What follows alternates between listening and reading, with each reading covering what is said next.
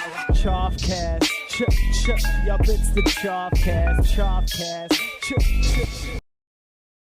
Chia. Welcome back to the CHOFF CAST. I'm super excited today. Great show ahead. We have, I would argue, one of the most legendary figures of the Detroit underground electronic music scene. This guy's going hard still today. This guy, you played the first movement, right? I did. Played the first movement ever. Ladies and gentlemen, we have the icon, Drew Ruiz, on the CHOFF CAST today. Drew, can you tell I'm excited to have you? I can tell. What an intro. I was not expecting that, but yeah, it's just really hard to hear. I'm not really used to being talked up like that. You know, it's always very, it always hits home where I'm just like, I don't know, it's just always a lot. I always feel like very, I don't know if it's embarrassing or like, I just feel like, I don't know. People say, you're just so humble, Drew, this and that. It's just really hard to hear it. You know what I mean? But thank you. That's amazing. That's what I was going to say. Humble king. A humble king. Thank you so much for having me. I really appreciate it. Yeah, dude. Thanks for being here. I love that. So right before we kicked off the show, Drew was talking about how everywhere he goes, everywhere you go, Everywhere. people tell you, what do they tell you everywhere you go? Oh my God. They're like, you have such a great voice. You should do something, this and that. You should be on the radio or you should do this or that. And it's just like constant. And it's so embarrassing sometimes because it's like, I'll look over at my wife and I'll just smile because it's like literally, it's all the time. I can go to the gas station and someone behind me will say, wow, you have a great voice. Or just random people. It's like almost daily. It's pretty crazy. But yeah, here we are. Hopefully make some magic happen. Leave a comment below if you think his voice is as magical as everyone says. I'm already commenting on a video that's not even posted because I think it is too. Thank you, brother. It really means a lot.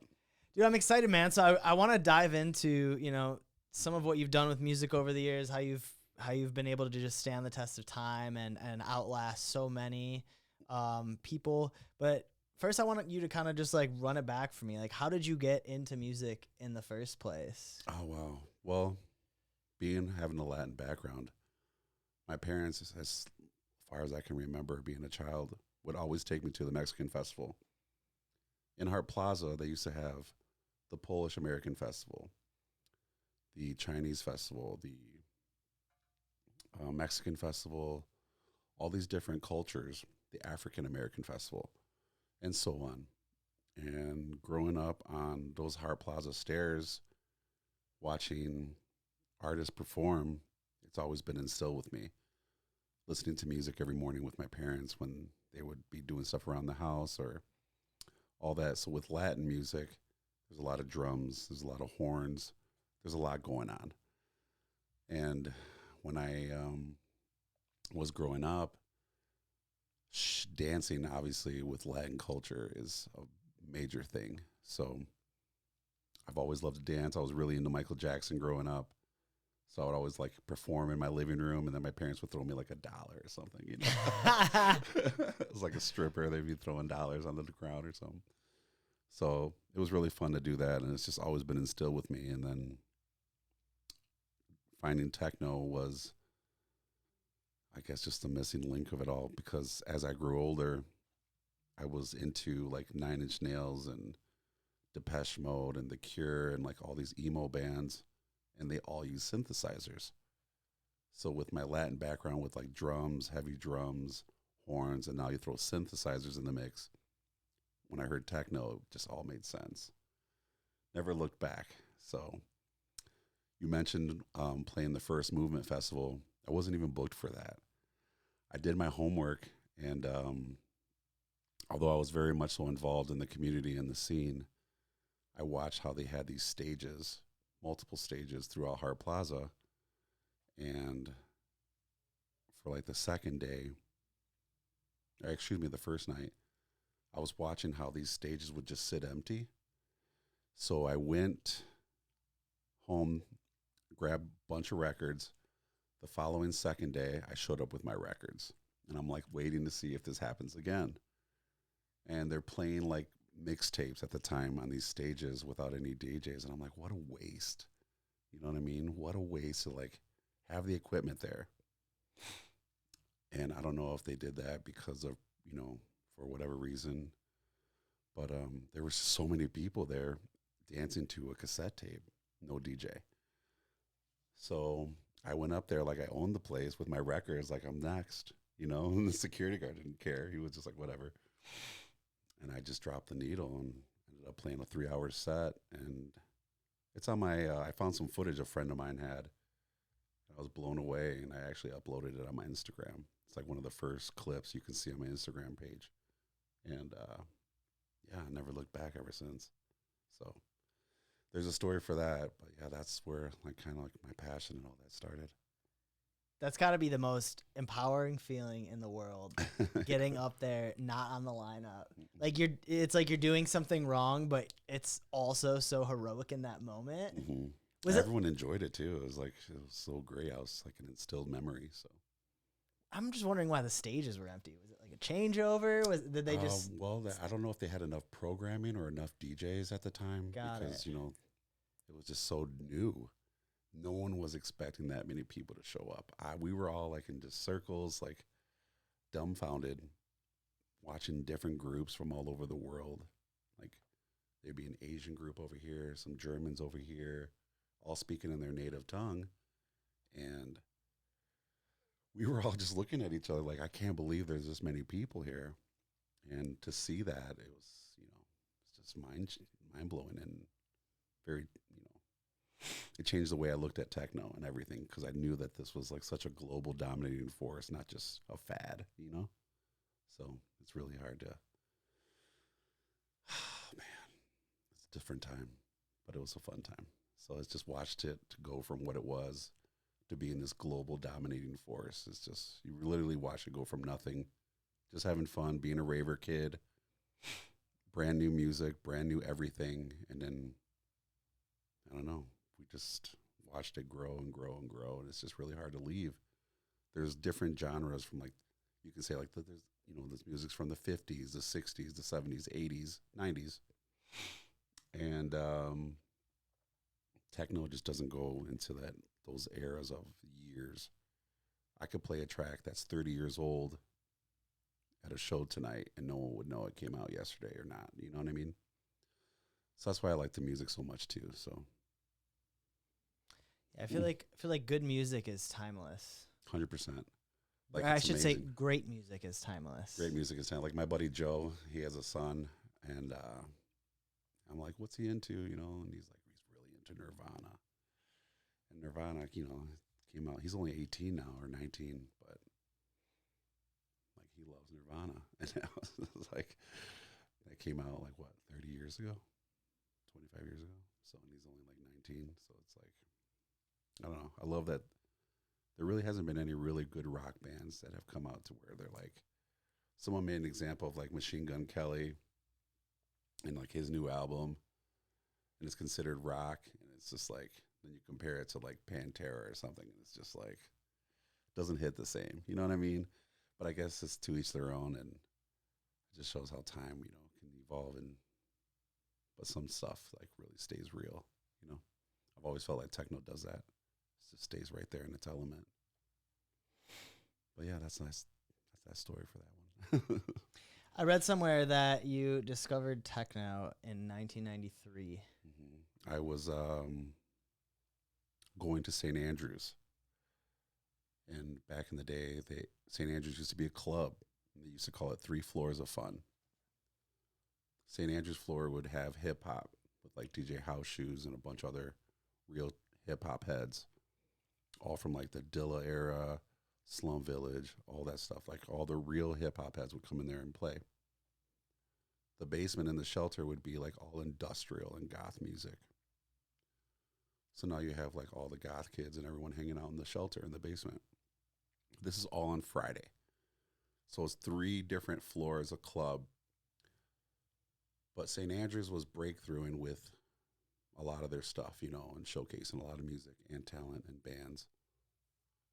A lot of people don't even know that there's a Burns room. They called it the Burns room, and that was above St. Andrews. It was like a big old like warehouse box. And Mike Huckabee and Billy Bob used to be the residents up there, and they used to call it the techno room. So you had the shelter, the hip hop floor, and then the techno room on top. And I would go in there and hear Mike play, and I was super intrigued by all of that. The girlfriend I had at the time, we were both into industrial goth music, and I found a flyer. It was called Invasion 2, and it was at, I want to say 1515 or 1517 Broadway, right around the corner from where today's speaker box is. And still to this day, this building is there, and no one's doing anything in this building.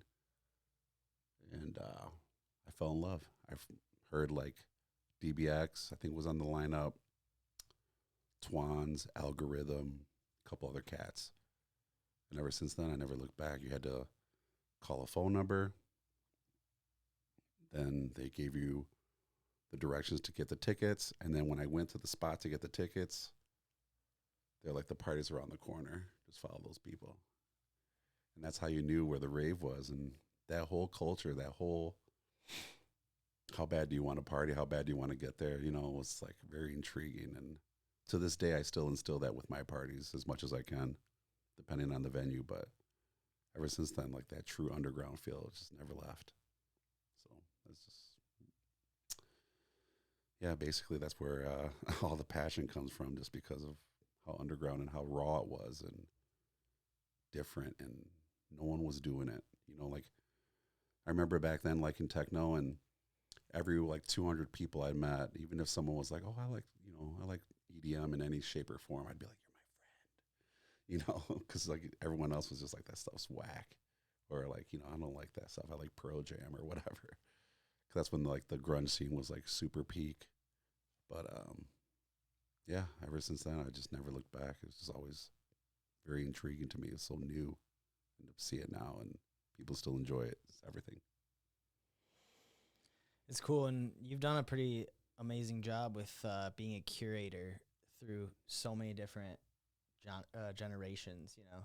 I feel like just passion makes the difference with everything. I've never felt so much passion for a genre of music in my life, where it was just like, it just made sense. It was like my calling. So weird. But I also had some of the best people supporting me and really believe in me. So it's sad that some of them are gone. Like some of my biggest heroes and biggest supporters are no longer with us on this world, but it still fuels my passion, if that makes sense. So I do it for them. They're proud of you. I hope so. And if not, I just hope to see them again one day. Tell me about Cultured Citizens. Wow. So Cultured Citizens came out where it was a collective of people with friends. I like to showcase a lot of people because there's so much talent in this city. There's so much talent in the world, period. I've met so many people from the Midwest, the West Coast, East Coast, that all share the same passion like you. And Cultured Citizen was a collective where the name says itself. You know, I was just driving along and I'm like, what's a good name for a production company, like for a crew or this or that? And I would just be driving, just brainstorming, looking at stuff. And I think I saw something. I like the idea of cultured. And I saw a sign, I think, driving by in like Ypsilanti. I'll never forget it. And something, it said citizens. And it just clicked. I was like, cultured citizens. Oh, my God. I think I was smoking a joint too, like working or something. I was doing delivery stuff. And it just clicked. And then I started a collective, a group of people, men and women alike, that I felt like we're really talented and on that same page. And that's where it came about. When we would do events, and we would literally book, I would literally book everybody from every crew, just trying to give everybody a chance. You know, I just wanted everybody to get their shine on. Everyone was doing the same shit. No ego, you know, nothing like that. I just wanted to showcase people. And I figured that was like a more or less commutative like name, where it's just like you're talking about citizens, you're talking about everybody. So if you're cultured, and then you know about the music, you know what I mean? Like you're a cultured citizen. So that's where that came about, more or less. I feel like we're a lot alike in that we both love to play so many different genres. Have you always been kind of like a musical Swiss Army knife like that, or is that something that came later? It came later. So like there's a lot of even younger DJs now where techno got their attention, and that's all they play now. And they're like maybe 5-10 years in their career. Whereas with me, techno was mine start. And like I was super heavily into like Claude Young, Dan Bell, Jeff Mills, all that harder techno stuff. Richie Hawtin and Plastic Man. And as time went on, I realized that there's so much more to this. House music, ghetto tech, electro, deep house, and then it turned into all these other subgenres. As I've gotten older, drum and bass, dubstep, all that stuff, you know. So like if you're into electronic music, you really, some people like to isolate themselves and just be about one sound.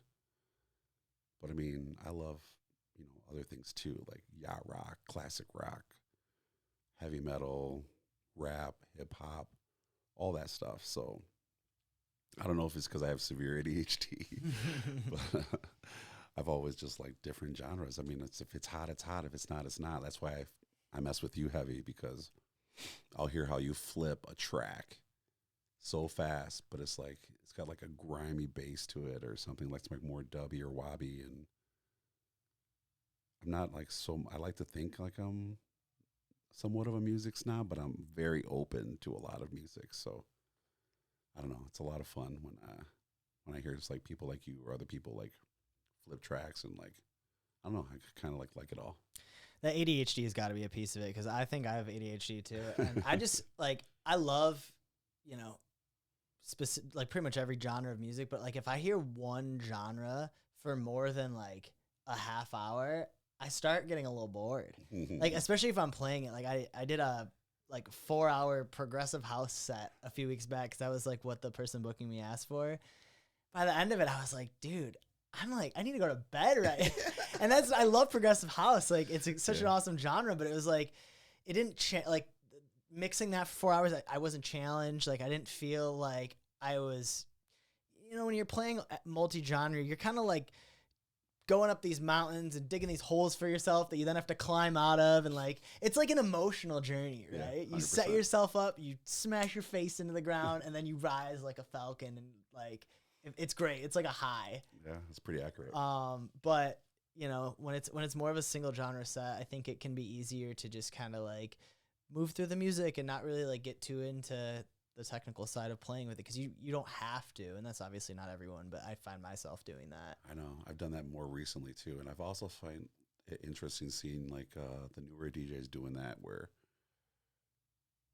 I was watching these new COVID DJs come up, and they would play like techno, and then they would like go into this other genre, another genre, and then like they're playing drum and bass, and it's just like, wow, you know what I mean? It's just like I feel like they have the same almost concept that you're saying, like where it's just like it gets boring, but I mean it's also was very interesting to where even I started doing that, because I'm like I like all that stuff too, and sometimes reading a crowd and being a good DJ, you can see like other people are bored, and like maybe you'll flip it. Like I played Dally Alley a couple years ago, and the DJ before me was playing techno.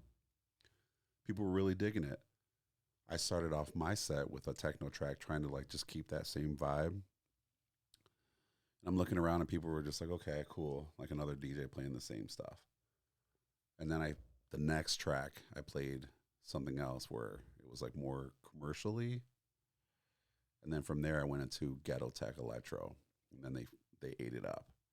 So, you know, being a good DJ, and it's really about reading the crowd. It's not so much for you. So like, if you like different genres, and you're good at those different genres, and you like them so much, and you believe in them, experiment, try it, read your crowd, you know, because it's not always about you when you're DJing, you know. Like, yeah, it's great to express yourself and stuff, but like to be a real crowd pleaser, you might want to experiment a little bit and, you know, really see what really grabs everybody at that time, you know.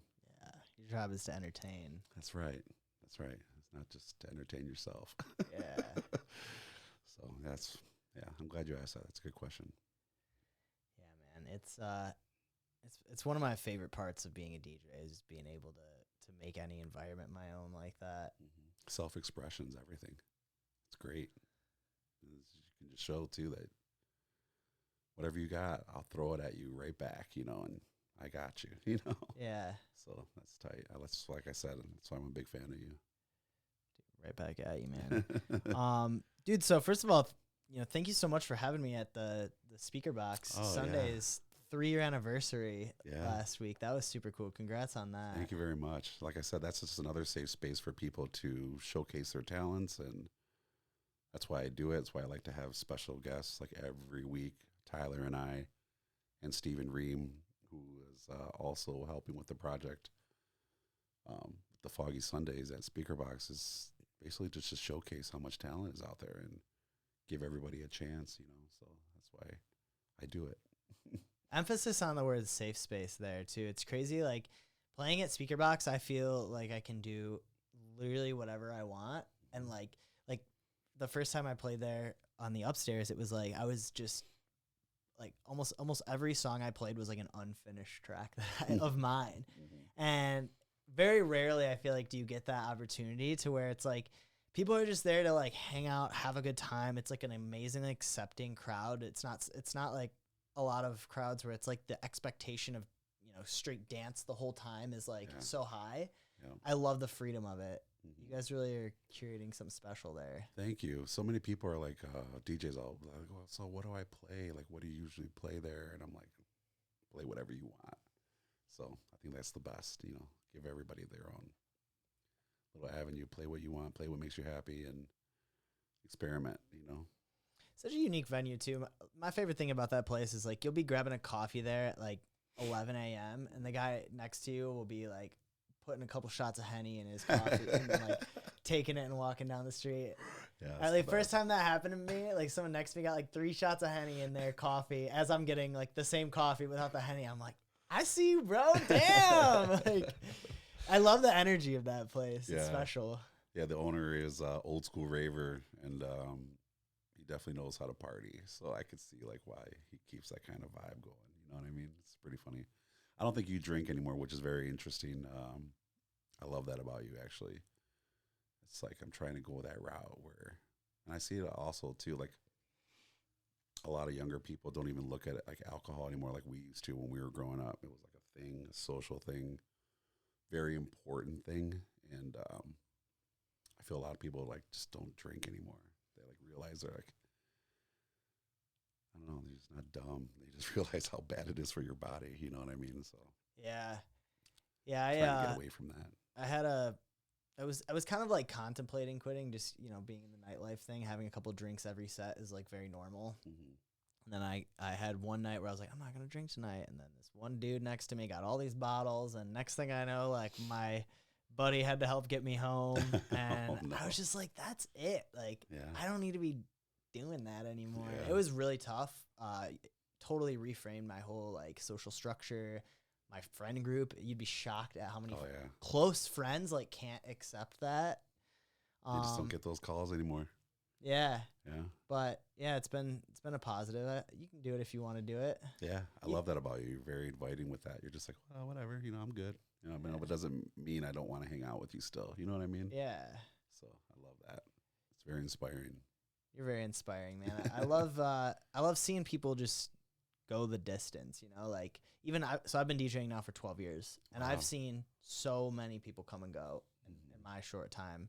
And, I just have so much respect for those that stick through the ups and the downs and, maybe have to go get a job or whatever, but are still doing the damn thing and don't let their dreams die. You can never let the magic die. No, never. Like I had a daughter when I was younger. And with having a daughter, I didn't know how much that could change a lot of things in your life and your dreams. And one of them was not being able to get a passport. I had been working for a corporate job for a long time, and I got laid off. And within those 7 months of being laid off, I got 30 grand in the hole because of the money I was making. Just kept adding up because they were like, well, you should still be paying this much because you're worth this much. But when you're laid off, that number doesn't go away. It just keeps tacking. Right. So I got into like a hole where I was like 40 grand behind on child support. And because of it, I had missed opportunities to go play in Europe with like Mike Huckabee for a Trezor 20th or 25th anniversary. He wanted me to play with him. In Germany, that would have been massive. So I really feel like I've missed a lot of opportunities to play in Europe and like bigger clubs and just to even travel because of that. I really felt that held me back from like excelling and going into a different level of DJing. But I don't regret my life decisions. It's just you should be ready for those because they can take you in a whole different direction. You know what I mean? So I really, and it's not too late because I've seen some colleagues of mine who are just now becoming traveling DJs in their 50s. And it's very inspiring to see that because when you get the call, you get the call. There's no time frame on that. And although the goal for me is not to be like some big superstar DJ, I just want to go where I'm celebrated or where people want me to play and see a little bit of the world. You know, why not? So that's really, that was a big thing for me. But I'm working on it now to get in my passport, and I'm all caught up. So it only took me 15, 20 years almost to do it, but here we are. Let's go. So if anybody out there wants to book me, let's go. You think being from Detroit helps people's opportunities a lot in the music world? I do. I feel like Detroit, not only from being the birthplace of like Motown and just going on down the genres and so many good artists and people, big stars that have came from here, it's a very special place. I can't just describe it enough, like how much, especially even like the African American community in Detroit has like inspired so many artists to become great, you know, with like house and techno music. You know, a lot of people say that's black music. It was started with black people, and to see how much it's shined now, it's with people like just sharing ideas and taking them and making them into your own ideas. It's just, it's really inspiring. It's really inspiring to see. Detroit is it's a very unique place. A lot of work goes into that. Like, you know, it's amazing to see how much music came out of like Hitsville, USA, for instance. How many great artists from Michael Jackson on down like have made their impact in the city. And like these are like major artists, you know, like moguls. So it's a very rich city in culture, music, and just inspiration. I don't know. It's pretty wild. Stevie Wonder. I can go on and on, you know. So yeah, it's been a blessing to grow up here, seeing a lot of the different multicultures. I think Detroit has like over 40 different cultures and races that live in the city alone. That's a lot of different. It's a lot of different spaghetti noodles in one box. You know what I mean? So it's pretty interesting. What do you think the future holds for music in the city? I think it's bright. Just seeing like the younger crew too, like keeping the Midwest Detroit sound alive. The interest is there times 20 from when I was growing up and getting into music. So seeing how many people, and they always say, God, there's a ton of DJs in Detroit. And I'm like, that's a good thing though, you know, because it shows that so many people are interested in it and still like it and enjoy it, which is like the whole point. If you don't enjoy it, then what are you doing, you know? So I've heard people say that Detroit is the smallest big city in the world. it is, especially if you look at it on a map, you know, you're just like, wow. And I always say like, Detroit's not that big. I always say the world's not that big because you're like, I'll go be somewhere and they'll be like, yeah, we're from Michigan. And I'm just like blown away, you know. But yeah, I mean, just that little tiny speck on the map has done so much for the world. It's pretty interesting, to say the least. And it feels like everyone kind of knows everyone here. Like it does very much have a small town feel. Definitely. And I like compared to like other places I've been to in other cities, other major cities. I don't want to bash any of those cities, but you know who you are. There's nothing like the community here where everyone's so inviting. Everyone wants to work with each other. Especially like the younger crew I've been watching, very inspiring. I wish I had that when we were coming up because it felt like it was a lot of egos. A lot of people looked at you as a threat because we're all trying to do the same thing. But with the younger crew, it seems like they're all about helping each other, supporting each other, showing up for their gigs. Even if they're the opening DJ, there'll be like 20 people there watching because they're all friends. And they're all other DJs too. And they're all just trying to do the same thing, but they're all supporting each other, which is amazing. So I love that. I feel like I don't wish I grew up in that time frame or this time frame or that. Like I don't live that way, but I just wish it was like that back then, instead of like, but I mean, the fact that they're doing it now says a lot. It's very inspiring to see because it makes it a lot easier and inviting for people to chase their dreams instead of having to worry about the next person. You know what I mean? It's like they're all just trying to help each other. It's great. I love that. So it's very drawing to me. I love that. Any young people in the scene that really stand out to you right now that you'd want to name? Choff for sure. Oh, and I'm not just saying that, but that's why I'm here today. Choff really grabbed my interest with how quick you could do remixes. Your passion screams a lot.